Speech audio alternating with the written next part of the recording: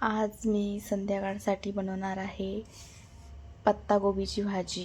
त्यासाठी मी पत्तागोबी कापून घेणार आहे. मस्त अशी बारीक कापणार आहे पत्तागोबी. मी याने कापून पाहत आहे जमते काय तर. ह्या मी असंच खूप दिवसाचं पडेल होतं घरात, तर आज त्याचा मी उपयोग करून बघितला, पण त्याने एवढं काही खास जमत नाही. पत्तागोबी कापून झाल्यानंतर मी आता टमाटो कापणार आहे. एकदम बारीक असा टमाटो कापणार आहे मी. मला भाजी तसा जाड दिसणारा टमाटा अजिबात आवडत नाही. मी एकदम भाजीमध्ये टमाटाचं एकदम पेस्ट टाईपच करून टाकते. जेव्हा हे करते तेव्हा सर्व टमाटा असा मस्त बारीक.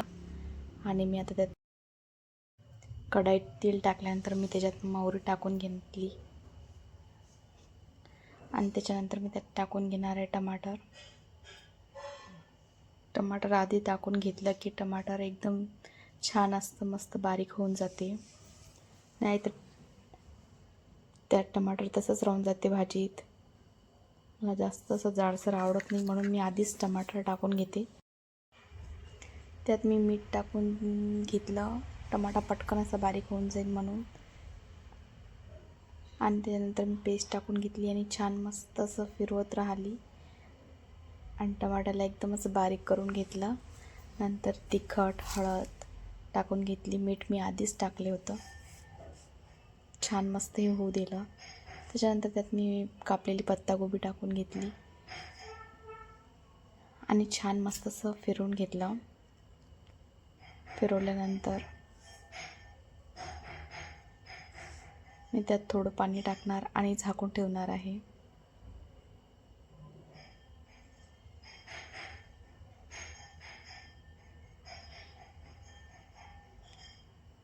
थोडंसंच पाणी टाकणार आहे, जास्त पाणी नाही टाकणार आहे. थोड्या पाण्यातच पत्तागोबी शिजून जाते. आणि त्याच्यानंतर मी त्यात टाकून घेतलं आहे समार.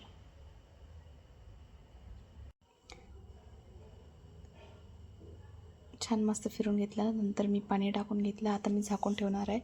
5 मिनटं मस्त होऊ देणार आहे. झाल्यानंतर माझी अशी पूर्ण भाजी तयार झालेली आहे.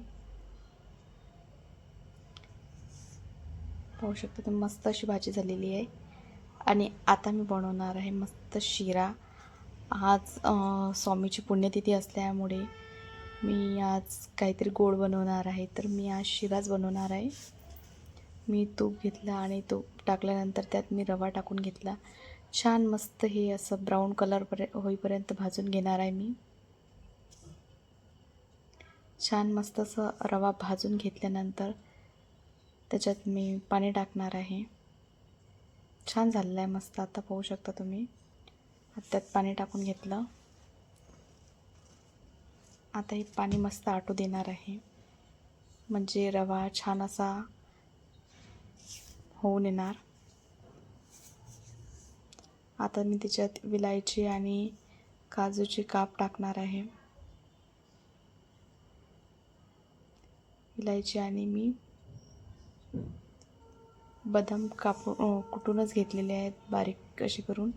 साखर आणि विलायची, बदाम टाकून घेतले आणि छान मस्त फिरवून घेणार आहे. साखर पूर्ण विरघळल्यानंतर पाहू शकता तुम्ही मस्त असं झालेला आहे माझा शिरा. मला जास्त काही शिरा करायचा नव्हता, थोडासाच करायचा होता देवाच्या प्रसादापुरता, तर मी तेवढा करून घेतला आहे. पाहू शकता तुम्ही. आणि संध्याकाळी फुलं आणल्यानंतर मी देवासाठी मस्त असा हार करून घेतला आणि छान अशी मस्त माझी पूजा झाली. पाहू शकता तुम्ही. संध्याकाळी आरती वगैरे करून घेतली. छान मस्त अशी माझी पूजा झाली होती.